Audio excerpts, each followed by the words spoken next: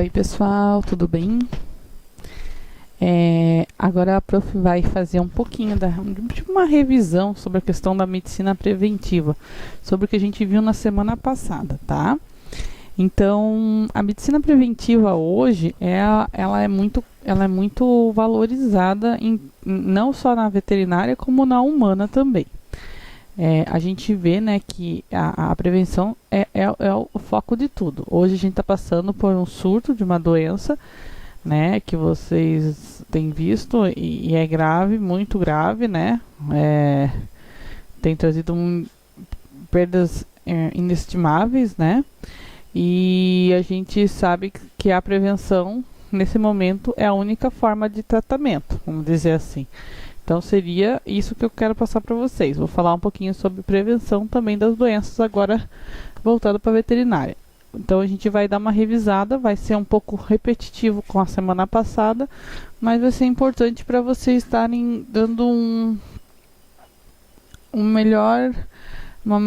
aprendendo melhor, uma ênfase melhor naquilo que é importante, que é a medicina preventiva em si. Então vamos lá.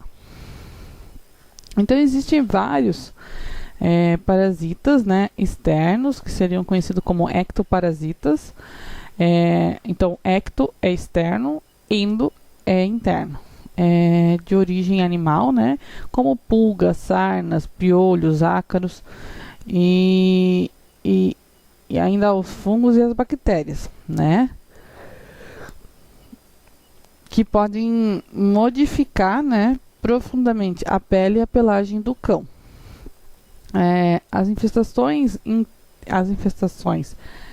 internas devido a endoparasitas, no caso parasitas internos, né? Vamos traduzir ali, né? Endo, né? Frequentemente são veiculadas por pulgas, por carrapatos, por mosquitos e podem ser carregados por outros tipos de parasita externo também, como com ingestão ou com a própria picada do animal, né? Do parasita em si.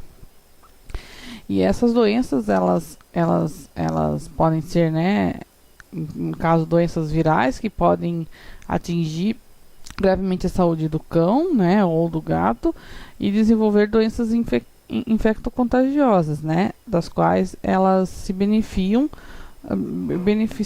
né, hoje em dia da parte da profilaxia, na parte da vacina em si. Então, a vacinação seria uma das coisas que iria prevenir a maioria das doenças, né, mais graves. Então, a vigilância e a boa higiene, né, de vida, né, ela pode evitar a maioria das afecções, das doenças em si, da saúde do cão e do gato também. Então, a vacinação dos animais, como a gente já falou na semana passada, elas permitem evitar doenças infectocontagiosas fatais.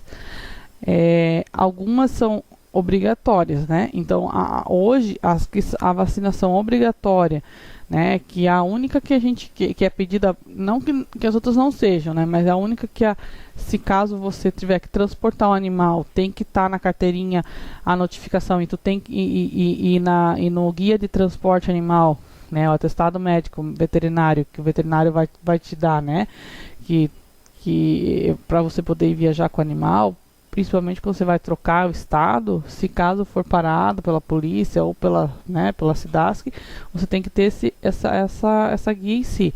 Nessa guia vai constar o lote da vacina, né, a marca, a marca, né, o vencimento da vacina que foi aplicada, da vacina da raiva, né. As outras, eles não solicitam dessa forma.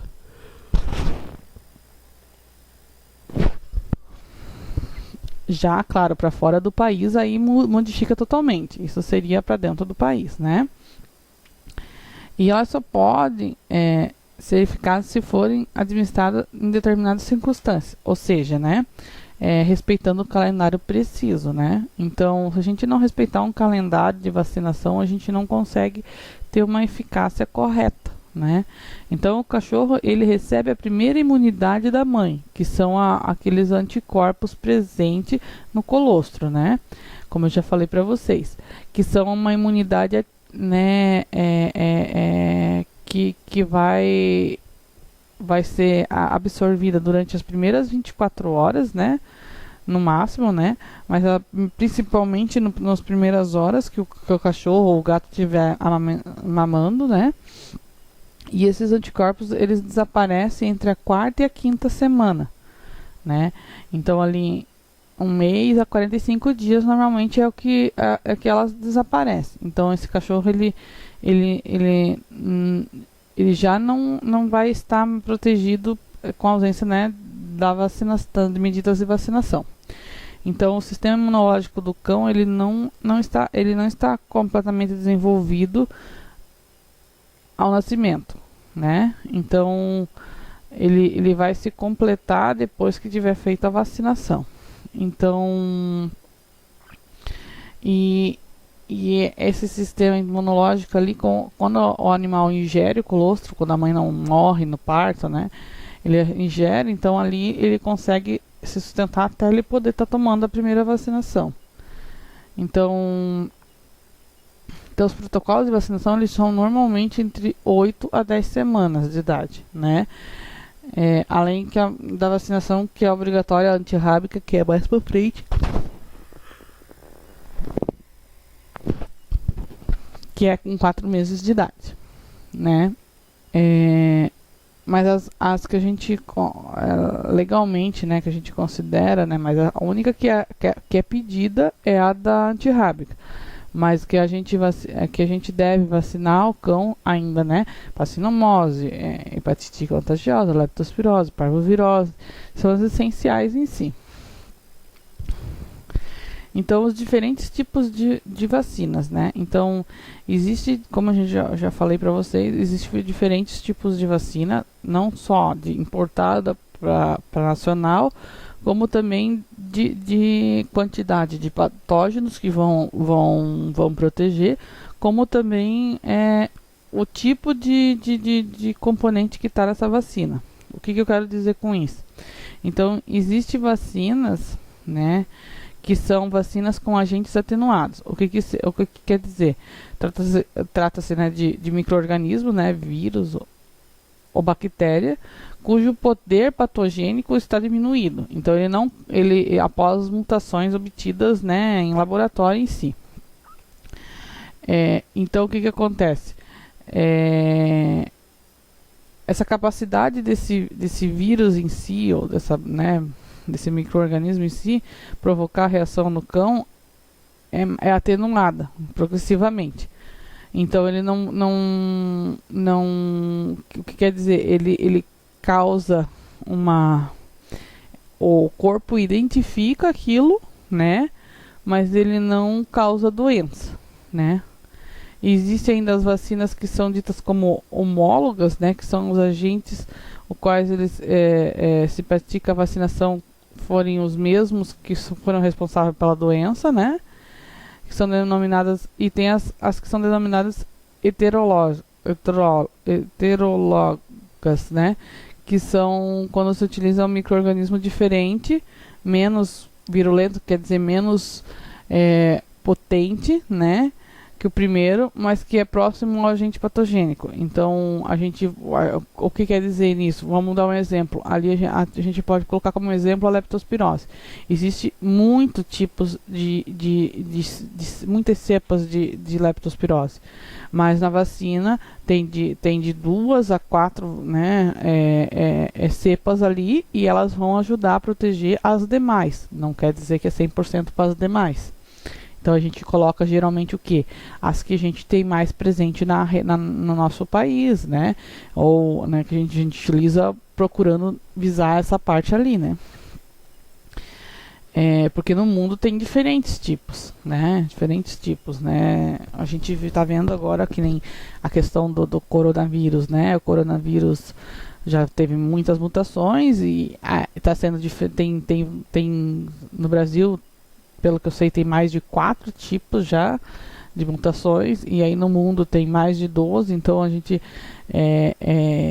elas são diferentes, elas são parecidas, mas são diferentes, sabe? Já acontece sintomas diferentes, já agravamento diferente, em tipos diferentes, assim por diante. E daí tem as vacinas com os agentes inertes, né, que são incapazes de se multiplicar no hospedeiro, que são os agentes inativados, né? Os agentes que eles foram mortos por ação química. Então, o corpo vai acabar identificando, né, causando uma reação ali, só que aquela vacina lá é uma vacina morta, né? Então, a gente está morto em si.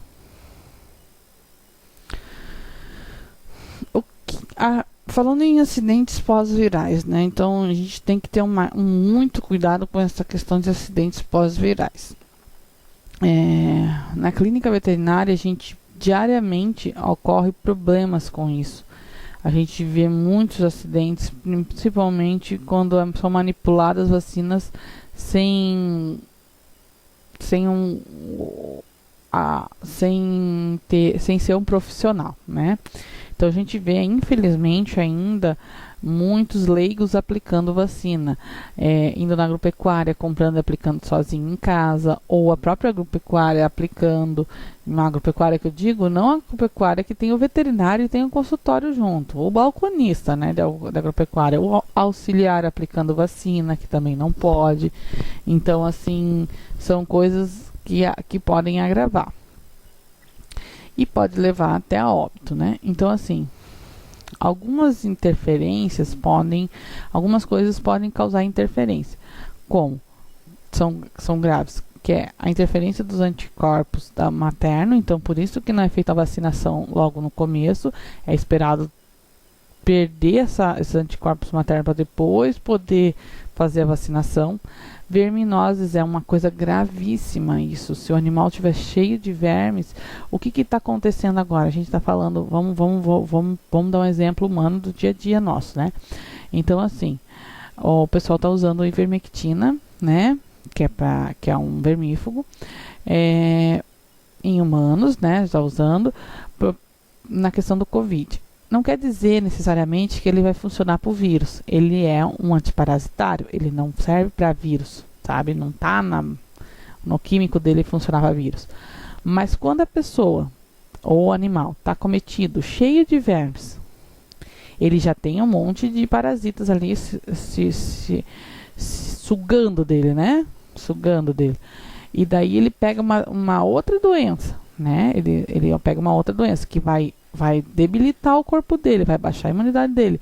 O que aqueles vermes que estão ali vão fazer? Eles vão, eu consigo agora esse corpo está fraco, eu consigo me proliferar melhor. Eles vão se multiplicar mais e aí eles vão atacar o corpo e causar doença, que às vezes eles estão ali vivendo, não que eles não estejam causando doença, mas eles estão vivendo uma coisa meio, como é que eu posso falar? Comunitário. Vivem. Eles não matam o hospedeiro, mas eles, para poder sobreviver, sabe? Porque eles precisam do hospedeiro, né? Mas aí quando esse tipo de coisa acontece, eles se proliferam e daí, às vezes, não foi nem a vacina, não foi a vacina em si que causou aquela diarreia que matou o animal, não foi a vacina que causou aquele vômito que vai matar o animal de desidratação e qualquer outro sintoma que possa ter. Foi porque ele já estava cheio de vermes, sabe? Então foi o que eu falei na outra aula para vocês. Sempre tem que fazer o protocolo do vermífugo antes. Por isso que começa com 15 dias o vermífugo e 45 dias a vacina. E quando você vai revacinar um animal anualmente, você tem que estar fazendo o vermífugo sempre. Eu sempre indico uma semana antes, para poder dar uma limpada. E se eu ver que é um animal assim, ó, que não é assim um animal que foi feito de 3 em 3 meses, como é o indicado, durante aquele 1 ano, então eu peço para fazer 15 dias antes e ainda uns 3 dias antes.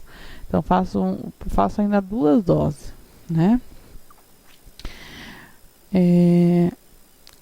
Outros fatores também, né? Então doenças né? Doenças né? Que mexem com a imunidade em si.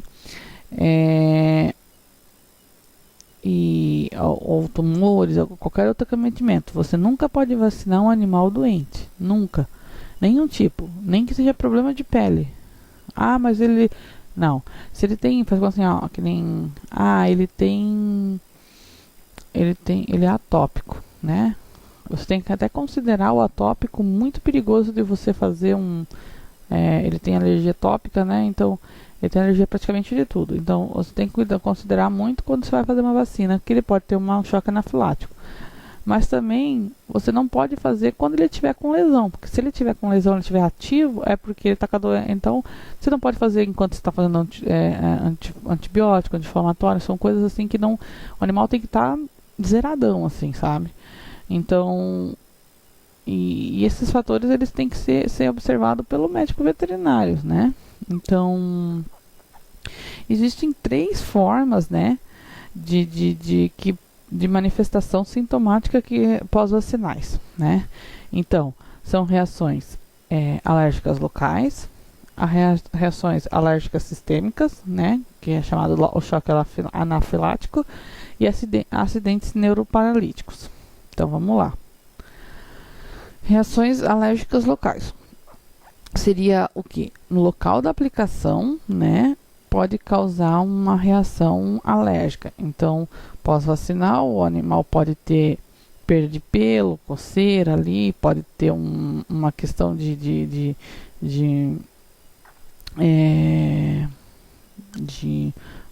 criar um nódulo, né, por causa de um resultado de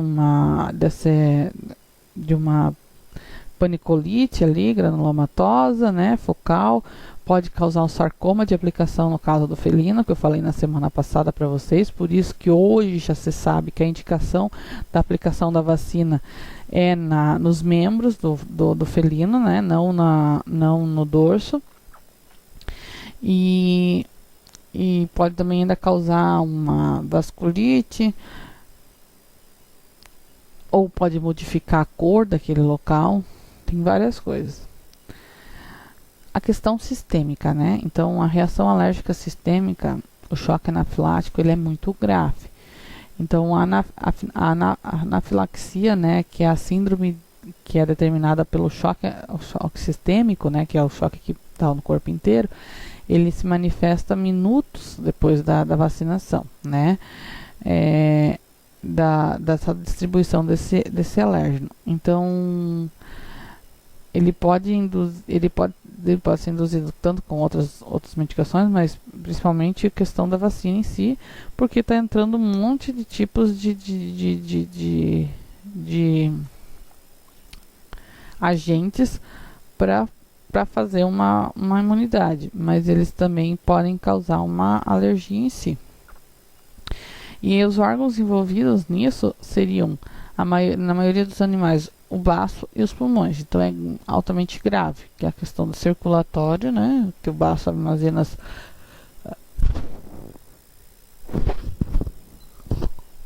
as células do sangue, né? E o pulmão, né? Que é a questão os pulmões, que é a questão respiratória. Então, às vezes, né? O animal entra em casos de colapso vascular periférico. Em casos severos, ele pode entrar em coma e morte, né? Então, os sinais clínicos que seriam desse choque anafilático, ele seria náusea, vômito, diarreia, inquietação, ataxia, ataques epiléticoformes, né? Então, de formas epiléticas, né? Convulsões em si, palidez de membrana de mucosa, ataquipneia, né? Então, a aceleração da respiração, ataquicardia, aceleração do batimento cardíaco, hipersalivação, então bastante saliva, baba bastante, tenesmo, que no caso assim, e a defecação, né? A posição ali de querer defecar e a defecação em si. O que a gente nota muito é às vezes acontecer, né? De dar uma náusea, um vômito, uma coisinha assim, e não agravar. Então, às vezes, nem sempre é o choque. Às vezes pode ter sido aquilo que eu falei para vocês, da parte de vermes em si, né? O que eu vejo bastante, eu tive Eu tive um caso que não foi um caso de choque anafilático, mas a pessoa cismou que era, foi 3 dias depois, sabe? E daí, no final das contas, era a questão que estava com uma doença subclínica, ela tava com o animal estava com uma doença sem sintomas ainda, incubado, e daí aquela doença se proliferou. Mas ao final isso não importa. Mas o que eu quero dizer para vocês é que não é 3 dias depois, é minutos depois isso. 15 minutos depois, no máximo 1 hora depois vai dar a reação, vai dar o choque anafilático. Então não é 3 dias depois que o seu animal vai acontecer isso, sabe? Então, fatores assim, fatos, né? Verdades e mentira, né? Sobre a vacinação dos cães. Então, filhotes pequenos, né? 95% da imunização, né? Da vacinação em si é obtida através do consumo a questão da imunidade entra através do colostro, que é o primeiro leite, né, produzido pelas mães durante um tempo curto, que geralmente é 24, 48 horas. Isso é verdade. Então, se a mãe é imunizada contra as principais doenças infecciosas, se ela tomou a vacina também, né, porque ela não pode ter uma imunidade de uma coisa que ela não foi vacinada para passar para o filho. Ela só vai passar o que ela tem imunidade. Se ela não tem, ela não vai passar. Então, a mãe tem que ser vacinada também antes do cruzamento, não durante a gestação. Então, os filhotes, eles também irão ser protegidos, né? Se eles consumirem esse colostro logo após. As fêmeas revacinadas antes da cobertura passam mais anticorpos para os seus filhotes pelo colostro do que as fêmeas não vacinadas. Então, quanto mais alta, é verdade, quanto mais alta a concentração de anticorpos contra as doenças infecciosas da mãe, maior será a proteção, né, que ela vai passar para os filhotes. Então, a revacinação ela causa um aumento da produção desses anticorpos maternos.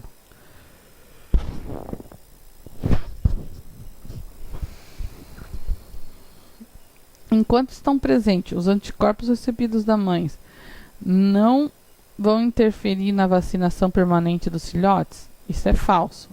Os anticorpos recebidos da mãe, eles vão interferir na produção de anticorpos que devem ser produzidos pelos filhotes quando eles recebem a vacina em si. A via de administração usual intramuscular ou subcutânea, eu não gosto da intramuscular, só subcutânea, não tem efeito no nível de proteção produzido em cães com idade a serem vacinados.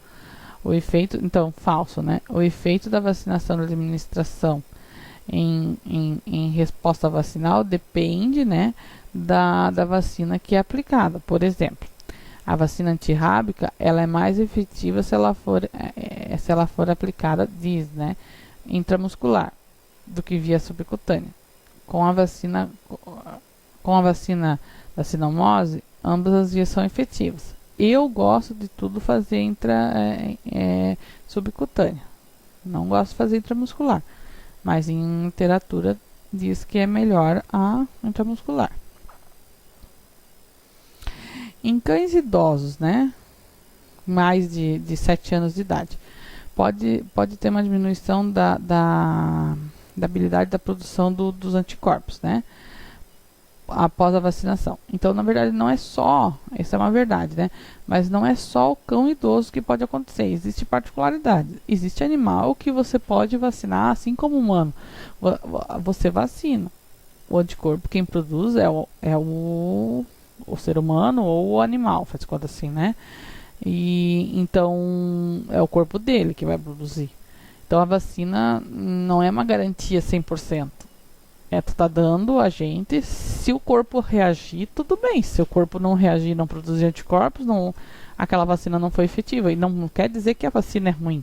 Existe uma taxa que né, que a gente, né, considera de segurança. Então assim, existe vacina importada, né? contra a raiva, que a empresa dá 100%, né, de garantia, que é a que eu utilizava.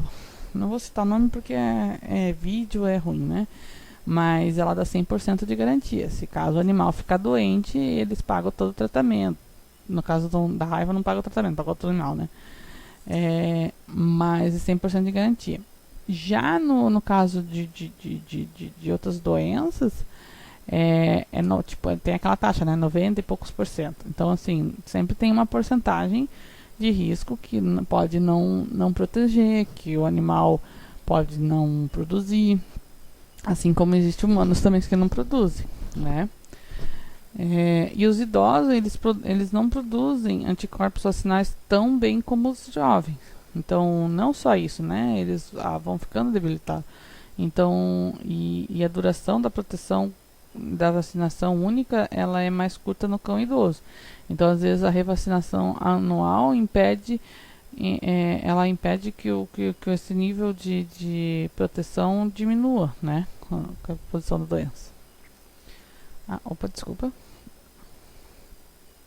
A vacinação de animais doentes irá prevenir a progressão da doença? Errado. Totalmente errado. Não, só vai... Pode até piorar, né? Pode até piorar. Então, você tem que... A imunidade, ela se forma a 15 dias. Então, 15 dias depois da última vacina no esquema vacinal, eu considero, ou 15 dias após a revacinação anual, né? Então, também não é indicado tu deixar, ela diz ali, anual, né? Uma vez por ano. Mas a maioria das pessoas, elas assinam, ficam assim, fiz hoje dia 21/1. Faz assim, hoje nem é dia 21/1, mas vamos dar um exemplo. 21/1. Então, ano que vem, 21/1 também vai fazer. O indicado é fazer uns dias antes, para poder já ter uma margem de segurança ali. Eu sempre peço uma semana antes de dar um ano, para ter uma margem de segurança. Que ele vai decaindo. Aquela imunidade, ela vai subir, e daí depois um ponto ela vai decaindo. Ela vai chegar no auge dela, vai durar meses, depois ela vai decaindo. Não vai deixar ficar sem imunidade para depois refazer de novo. Principalmente se o teu animal é feita a vacinação no verão. Eu vou considerar, não que no inverno não tenha perigo, mas principalmente se a revacinação é no verão. Faz com uma taxinha de um tempo a menos que vale mais a pena. Mas isso o médico veterinário, cada um tem um jeito de trabalhar, né? Esse é a minha forma de trabalhar dentro da literatura, o que eu fui pegando também com o meu dia a dia. Então, filhotes vacinados.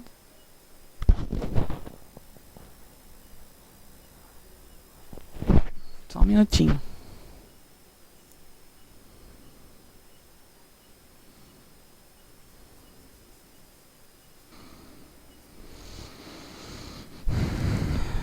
Então vamos voltar lá que a gente estava falando.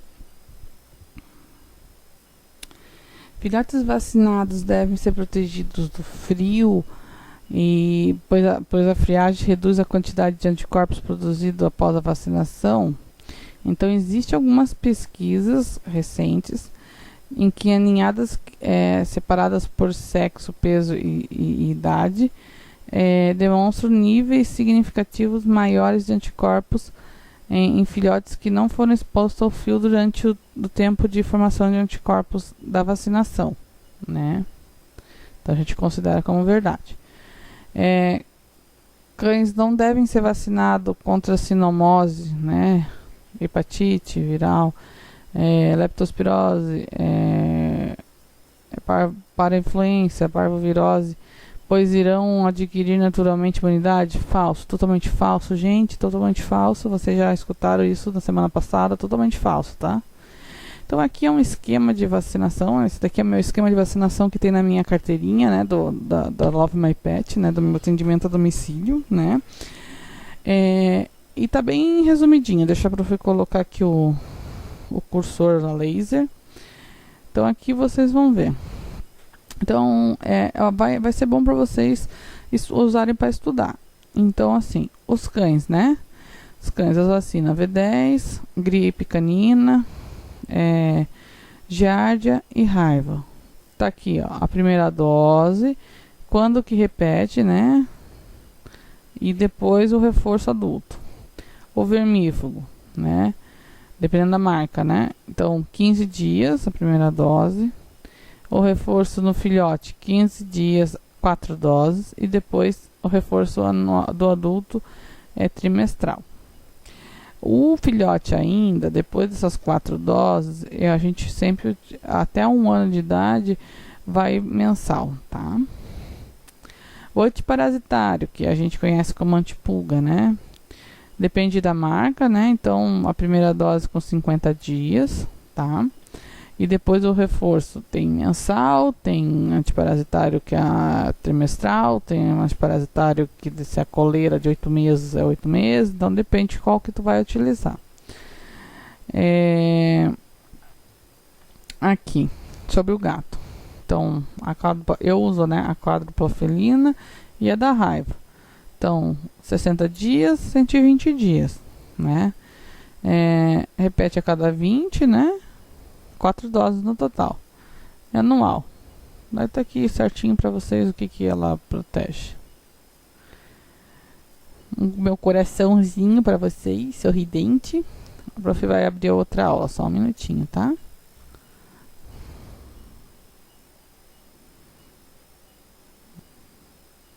Vamos lá, gente. Mais um pouquinho.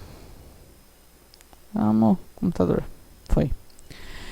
Agora a questão da verificação dos sinais vitais. Então, os sinais vitais, eles seriam, né, o que eles vão demonstrar, né, como é que o animal está ou não. Vocês, como auxiliares, né, durante o internamento, muitas vezes estão auxiliando, né, fazendo a parte de enfermagem, né, dos animais, então aferindo todos os sinais vitais para poder passar para o médico veterinário, e manipulando o animal em si. Então, os sinais vitais, né, eles evidenciam, né, o funcionamento e as alterações da função corporal. E eles utilizados na prática diária, né, para o auxílio do exame clínico do animal. Sendo destacado, então, os principais, né, a ausculta cardíaca, né, deixa eu colocar o cursor aqui só um minutinho. A ausculta cardíaca, o pulso, a temperatura retal, a frequência respiratória, a pressão arterial e o TPC. Então, o TPC, o que seria? É o tempo de preenchimento capilar. O prof vai passar cada um. Então, temperatura retal, frequência respiratória, você vai observar a questão do tórax se movimentar. Ritmo cardíaco é com o esteto, a cor das mucosas e o TPC é na boca. E a questão do pulso é na parte medial do membro pélvico, né? Então, vamos lá. A ausculta cardíaca, né?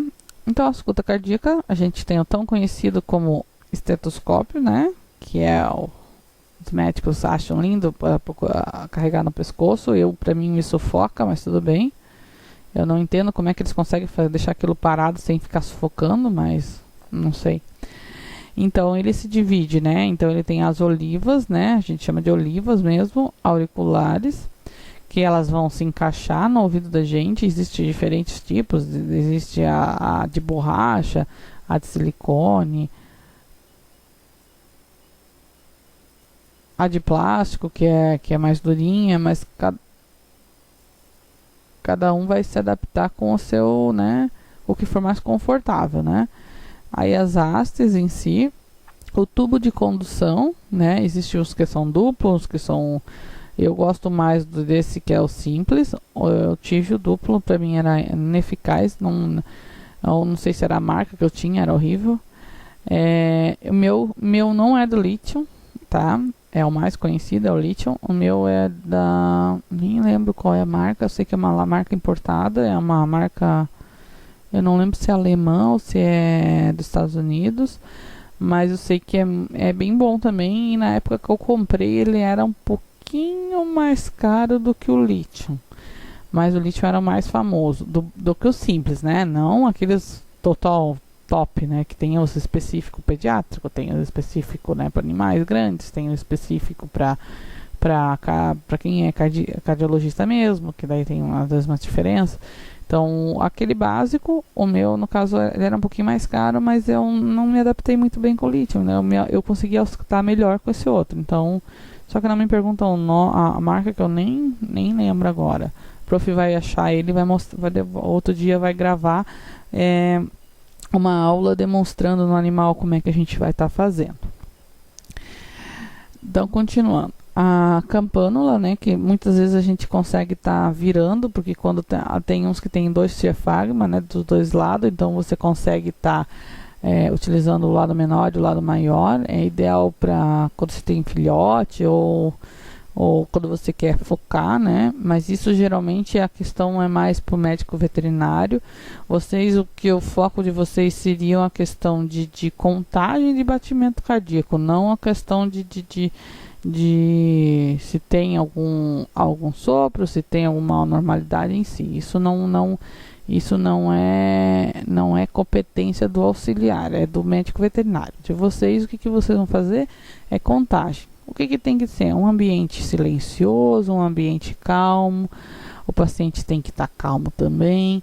O paciente de preferência em pé, mas claro que a gente sabe que no internamento às vezes eles não conseguem ficar em pé. Primeiro escutar o lado esquerdo, depois o lado direito, né? Quando é só para contagem, não tem necessidade de escutar os dois lados, né? E a contagem é feita como? É conhecida como batimentos por minuto, então BPM. Então, é sempre por minuto. Quando você vê que o animal já é mais agitado, a gente geralmente preferencia para fazer em 15 segundos. Quando o animal está calmo, faz para 1 minuto, que é o mais correto da contagem. Então, o que tu vai fazer? Tu vai pegar um relógio, tu vai colocar um despertador no celular, né, um timerzinho, e vai colocar 1 minuto, 30 segundos ou 15 segundos. E daí você vai começar a contar. Você vai escutar lá, chegou lá, tá escutando. Então tá, agora dá um play lá, ou olha no relógio, no pulso, e começa a contar. 1, 2, 3, 4, 5, 6, 7, 8, 9, 10, e vai até. Se você fez em 15 segundos, o que você vai ter que fazer? Você vai ter que multiplicar por 4. Por quê? Porque dentro de 1 minuto tem 60 segundos, né? Então, 15 vezes 4, 60. Então, porque ali é batimento por minuto. Batimento por minuto. Então, tantos de batidas que tem num minuto. Tantos de batidas num minuto. Então, se tu contar dentro de 1 minuto, tu não precisa multiplicar. Só colocar o valor. Se você fizer em 30 segundos, você tem que multiplicar por 2. Se você fizer em 15 segundos, você tem que multiplicar por 4. Se ficarem com dúvida, vocês perguntam para a prof, tá? A imagem foi para o lugar errado, mas tudo bem. A frequência respiratória, né? Ela ocorre a variação dependendo do tamanho, da idade do animal, do peso do animal e também do nível de ansiedade, né? Devendo ser aferida tanto ela quanto a frequência cardíaca ser as primeiras duas coisas que tem que ser feita. Por quê? Porque o ambiente pode interferir, né? O animal, aquele estresse de manipulação. Se eu vou colocar o termômetro na retal, né? E depois quiser escutar, claro que vai estar bem mais rápido a frequência cardíaca ou a frequência respiratória. A frequência respiratória a gente conta através do movimento de costela. Então, você vai observar ali, né? Abertura e fechamento das costelas. Ou você vai fazer visual, ou você vai colocar a mão. Quando estiver muito fraco, às vezes, esse movimento em si. Então, a frequência cardíaca em cães, normalmente, ela fica entre 60 a 160 batimentos por minuto. E a respiratória é de 18 a 34 movimentos por minuto. Já em gatos, a gente tem a frequência respiratória um pouco aumentada, a cardíaca um pouco mais elevada, que é entre 120 a 220, né, batimentos por minuto. E a frequência respiratória é de 16 a 40 movimentos por minuto. O normal, né? A temperatura retal. A temperatura retal, né?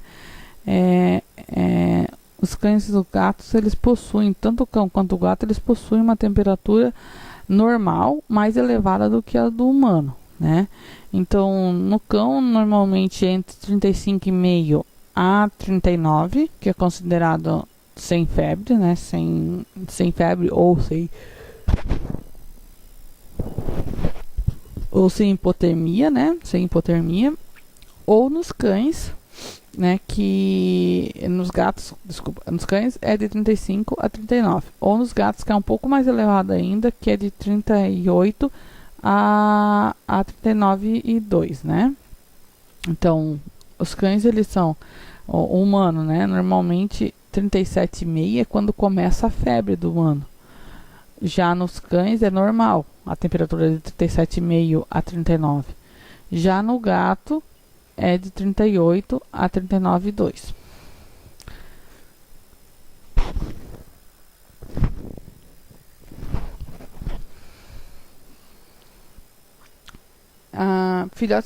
Os filhotes, eles têm maior dificuldade de regular a temperatura, tanto pro calor quanto pro frio. Então, tanto para mais quanto para menos. Então, tem que ter um maior cuidado.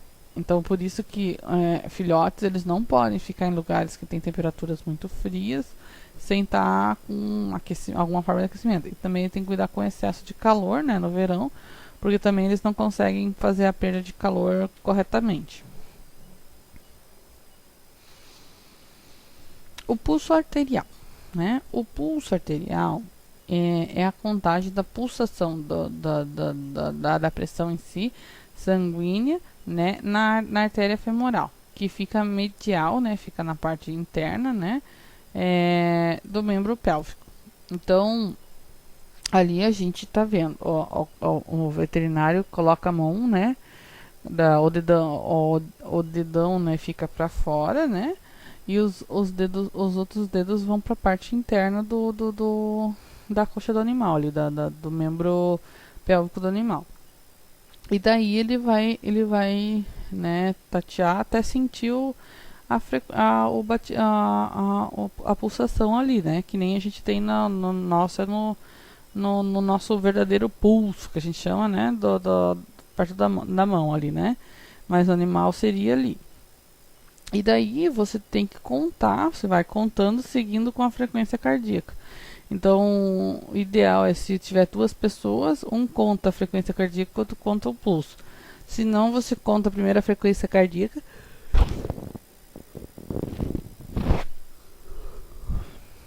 e daí já conta o pulso. Por quê?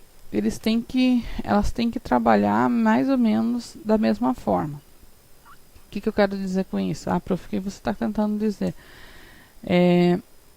Se a frequência cardíaca estiver elevada, a frequência respiratória, a quantidade de pulsação tem que estar elevada. Então, geralmente é mais ou menos a mesma coisa. Um está em 120, o outro está em 120 também.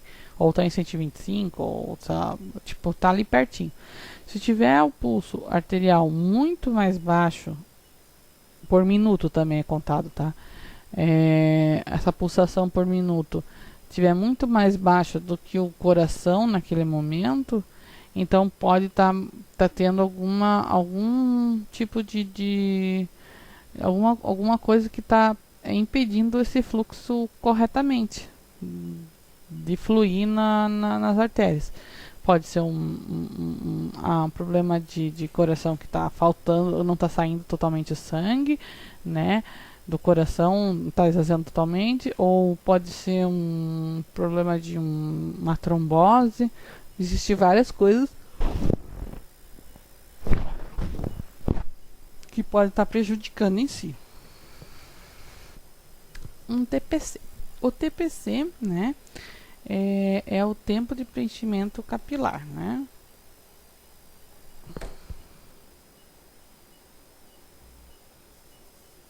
Só um minutinho.